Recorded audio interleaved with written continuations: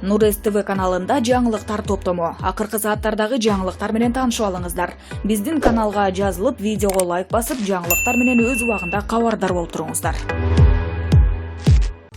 Садыр адилеттүүлүк үчүн, элдин, мамлекеттин кызыкчылыгы үчүн күрөшкөн. Ошонус үчүн түрмөгө камалып кыйноого алынган, азапка салынган инсан. Орустарда мындай акыйкат үчүн күрөшүп кыйноого алынгандарды мученик деп коет. Садыр Жапаров мученик. Садыр кумтөрдөн алтыны Кыргызстан үчүн, кыргыз калкы үчүн иштесин деп күрөшкөн. Ошонус үчүн аеосуз куугун тукталып, соңунда Атамбаев кара мүртөздүк менен көп жылга абакка салган.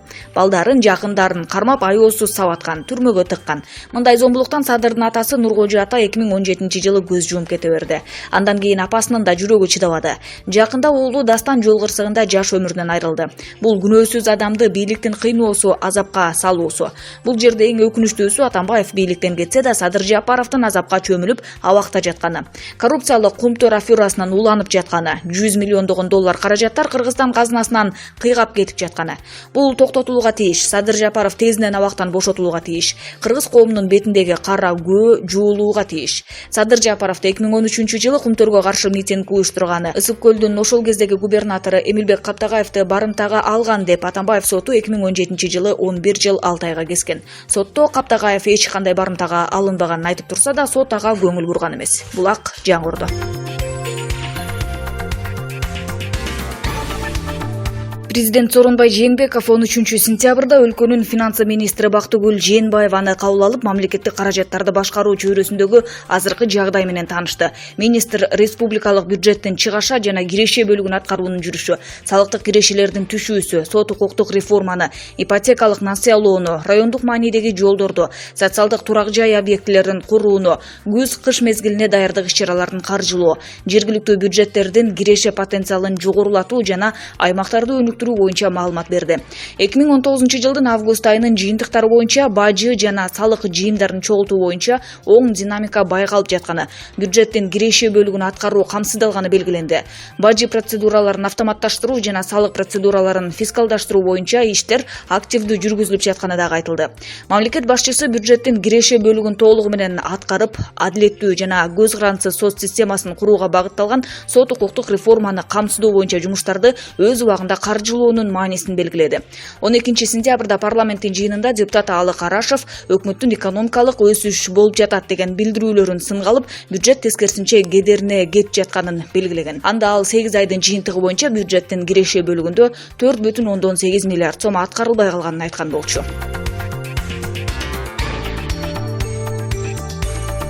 Бүгүн 13-сентябрда Түштүк Кореянын Лейхиман аттуу жараны маалымат жыйын өткөрүп, Кыргыз өлкөсүндөгү укук коргоо органдарына жана кыргыз аялынын мамилесине нааразы экенин айткан. Ал аялын мүлктөрүмдү тартып, бизнестериме чейин жасалма документтер менен өзүнө өткөрүп алды деп айттаган.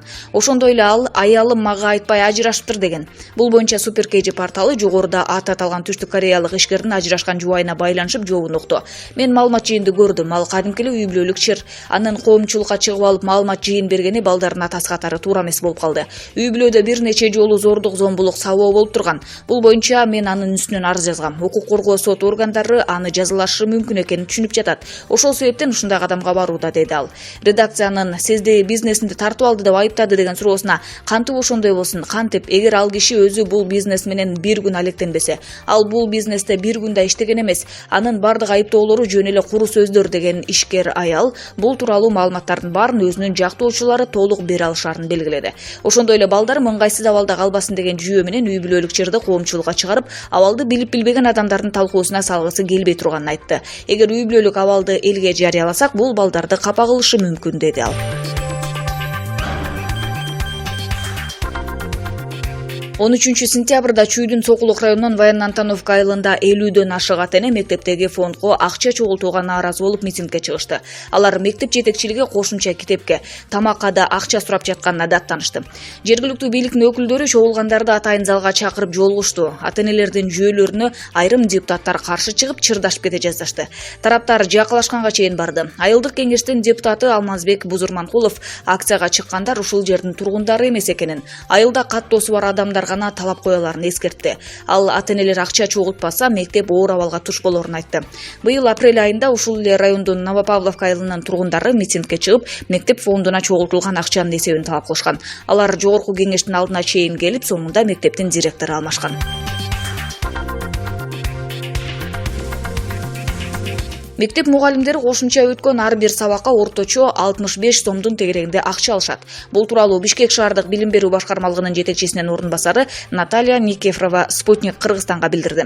Белгилей кетсек, 11 сентябрда социалдык өнүктүрүү министринин мурдагы орун басары Лунара Мамытова Twitter баракчасына башталгыч 2 класска сабак берген мугалимдин бир күндүк айлыгы орточо 6000 сомго жетерин эсептеп беришкенин жазган эле. Никифорованын айтымында акы төлөнгөн кошумча сабак тууралуу ар бир ата-эне менен жеке келишим түзүлөт. Эгер Лунара Мамытова айтып жаткан мектепте кошумча сабактар бар болсо, демек мугалимдер мыйзамдуу акча чогултуп жатышат. Эгер билим берүүчү патент менен иштесе, мектептин аймагында анын төлөм топтоого акысы жок. Акча мыйзамсыз чогултулуп жатса, ал мугалимди иштен алабыз, деди Никифорова. Ал кошумчалагандай мектептердеги кошумча сабакка алынчу төлөмдөр өкмөттүн токтому жана билим берүү министринин буйругу менен бекитилет.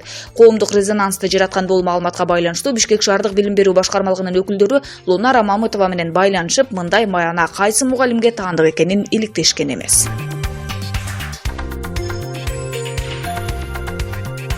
Кыргызстан социал-демократиялык партиясынан депутат Асель Кодранованын төрайымдык кылган бөлүгүнүн мүчөлөрү өздөрүнүн кеңсеси жайгашкан медиа форум ишканасынан компьютерлердин, документтердин алынышы боюнча аскердик прокуратурадан маалымат алды. Бул тууралуу Кодранова өзү аталган мекемеге кирип чыккандан кийин журналисттерге билдирди. Анын айтымында аскердик прокуратура чараны 1-май райондук сотунун санкциясынын негизинде жүргүзгөнүн билдирген. Мекеме ошондой эле бөлмөлөрдүн сыртында КСДП деп жазылбагандыктан кызматкерлер компьютерлер медиа форум ишканасына караштуу деп эсептешкен тактап берген. Бүгүн партиянын өкүлдөрү аскердик прокуратуранын алдына чогулуп, алардын кызматкерлери 12 сентябрда кеңседен компьютерлерди, документтерди мыйзамсыз алып чыгып кетишкени тууралуу даттанып жатышкан. Алар ошондой эле өздөрүнүн кеңсеси жайгашкан медиа форум ишканасын камактан чыгарууну талап кылышты. Мурдагы президент Алмазбек Атамбаев кармалгандан кийин 9 август күнү кечинде Ички иштер министрлиги соттун чечими менен медиа форум ишканасынын жана Апрель телеканалынын мүлкүн камакка койгон. Медиа форум ишканасында Атамбаевке ыктаган КСДПнын кеңсеси жайгашчу. КСДПнын башка бөлүгүндө Сагынбек Абдрахманов төрагалык кылууда.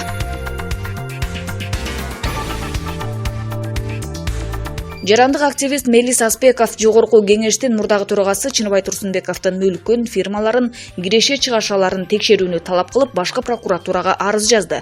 Бул тууралуу Азаттык радиосуна Аспеков өзү билдирди. Турсунбеков Бишкектеги арак заводун жасалма банкрот кылып, арзан баада менчиктештирип алган. Биринчи кезекте мына ушуну текшерүүнү талап кылам.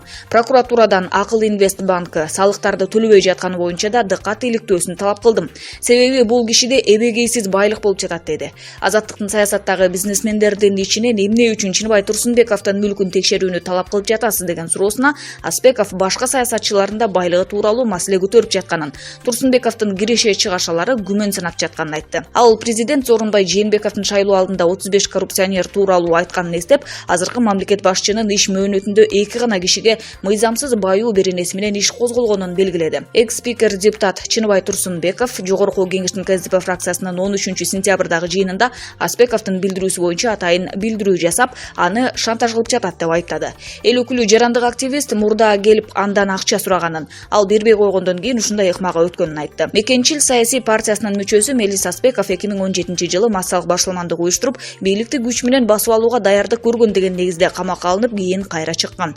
Ал андан мурдараак таксистти тапанча менен коркуткан деген айып менен 4 жылга кесилген. Аспеков бул айыптоолордун баарын төгүндөп келет.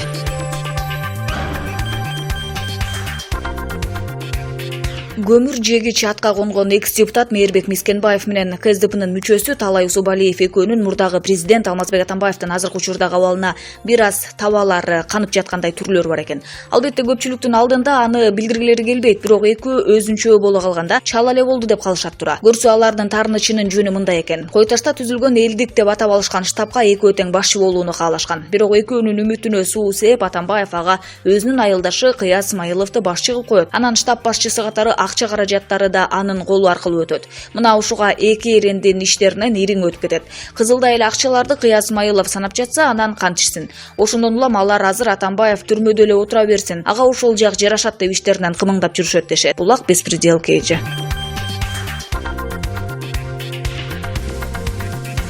Кой Таш айылында түзүлгөн кырдаалды иликтөө боюнча мамлекеттик комиссиянын курамына 2 жаңы катышуучу Конституциялык палатанын мурдагы судьясы Клара Соронкулова жана Бишкек шаардык тез жардам бекетинин мурдагы жетекчиси Жаркынбек Касымбеков киргизилди. Өкмөттүн аппараты кабарлагандай, жаңы мүчөлөр премьер-министр Мухаммедкалый Абылгазиевдин буйругунун негизинде кошулган. Аталган комиссияда жогорку кеңештин депутаттары Алмазбек Батырбеков, Жаныбек Бакчиев, коомдук ишмерлер Исмаил Исаков, Алишер Мамасалиев, Артур Медетбеков, өкмөт аппаратынын коргоо, укук тартиби жана өзгөчө кырдаалдар бөлүмүнүн башчысы Азамат Араев бар. Комиссия атайын отурумунда буга чейин коомдук ишмер Равшан Жээнбековдун жана ички иштер министринин мурдагы орун басары Курсан Асановдун окуясы боюнча маалыматын укту.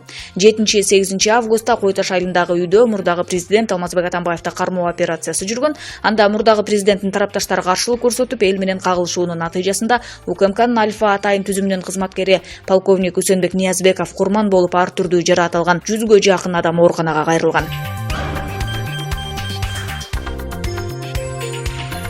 Нарын облусунун Актала районундагы Турук көмүр кенине өткөн аукционду ырыс ген аттуу жоопкерчилиги чектелген коом утуп алды.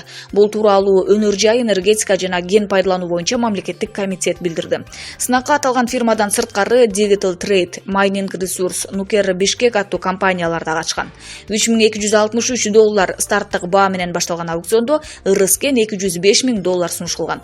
Юстиция министрлигинин сайтындагы маалыматка ылайык, ырыс ген фирмасы 14 августта катталган. Жетекчиси Жыргалбек Сыдыков, ээси Нурмухамед Меңбаев Турук көмүр кени боюнча сынактар жана андагы иштин солгун жүрүп жатканы боюнча буга чейин келишпестиктер болуп келчү. Облустун Жумгал районунда жайгашкан Кабак, Карагечи көмүр бассейнинен тышкары Актала районундагы Турук көмүр кенинен Актала, Атбашы, Нарын району жана Нарын шаарына көмүр ташылат. Аталган кенден 2015-жылы 21,000 тонна көмүр казылса, 2016-жылы аны казган ишканалар милдеттенмелерди так аткарбай койгондугу үчүн 8,000 тонна казылып, 2017-жылы кыш шилдеде нарындыктар көмүрсүз калган. Филиппин өлкөсүнүн президенти Родриго Дутерте өлкө жырандарына акча талап кылган мамлекеттик кызматкерлерди билсе атууга уруксат берди. Бул тууралуу чет элдик маалымат булактары жазууда. Ал жөнөкөй жырандарга мамлекеттик чиновниктерди атууга мүмкүн экенин, бирок өлтүрбөй араң-жан кылуу жетиштүү болоорун кошумчалаган. Эгер силер салык төлөп, акча жыйып, бажы алымдарын аткарып жатсаңар, мамлекеттик кызматкерлер силерден акча талап кылып жатса, анда аларды соккула. Эгер колуңарда курал болсо, анда аткыла, бирок өлтүрүүгө жетпеш керек. Эгер өлтүрүп алсаңар, алардын акча талап кылганын далилдей албай каласыңар, деген президент.